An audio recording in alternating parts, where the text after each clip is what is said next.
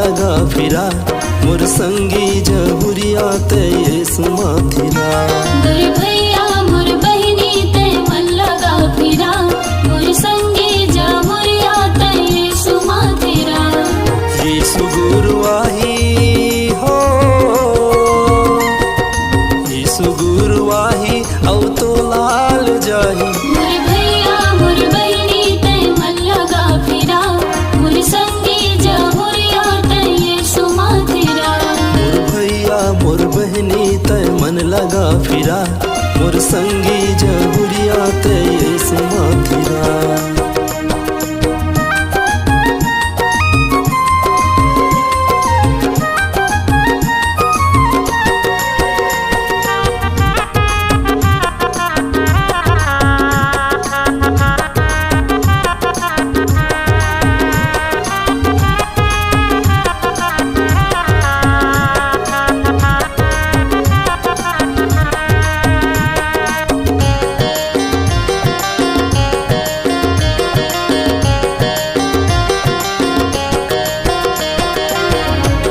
किस्म के तय कर मिला करे हस पाप की रतल तय हगा धरे है भरजिन तो लागा दाई औ गदा सिर तुन बाते लते नहीं धरे है।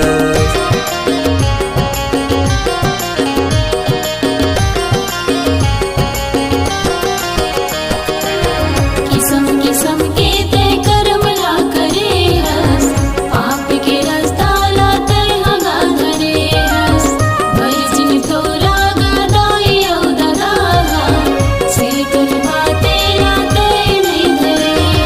जानिल कीमत ये जिंदगी के हो जानिल कीमत ये जिंदगी पछतावा पाछुआही। मोर भैया मोर बहिनी ते मन लगा फिरा मोर संगी जहुरिया ते यीशु माथिरा। मोर भैया मोर बहनी तय मन लगा फिरा मोर संगी जहुरिया ते यीशु माथिरा।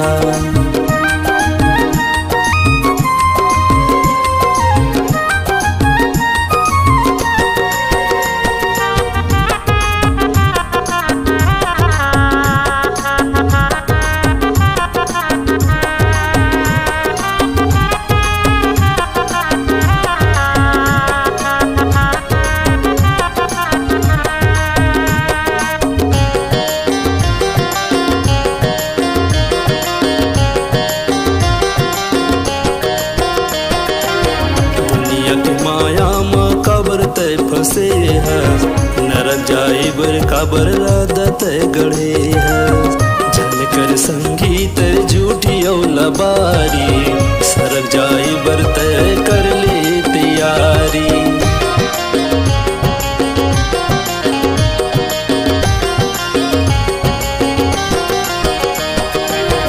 दुनिया की माया वा कब्र ते फसे हस नरक जाई बर कब्र रास्ता ते गढ़े हस जन कर संगी ते हाँ झूठे औ लबारी सरग जाई बर संगी गढ़े ते तिरारी। हीरा जैसे तन्हा संगी हो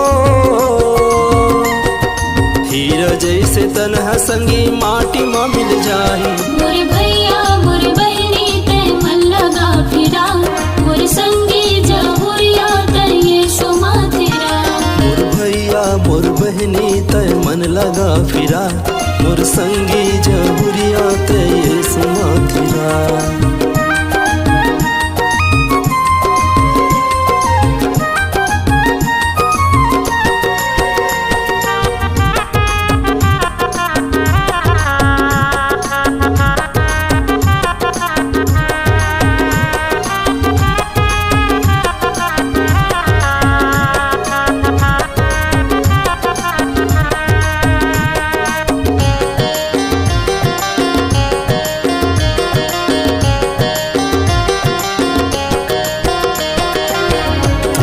खातिर यीशु कोड़ा मारी खाई से क्रिस्मा चढ़ के वहा प्राण लगवाई से प्रभु यीशु के तहर बानी लसुन ले उधार मुक्ति के रास्ता चुन ले।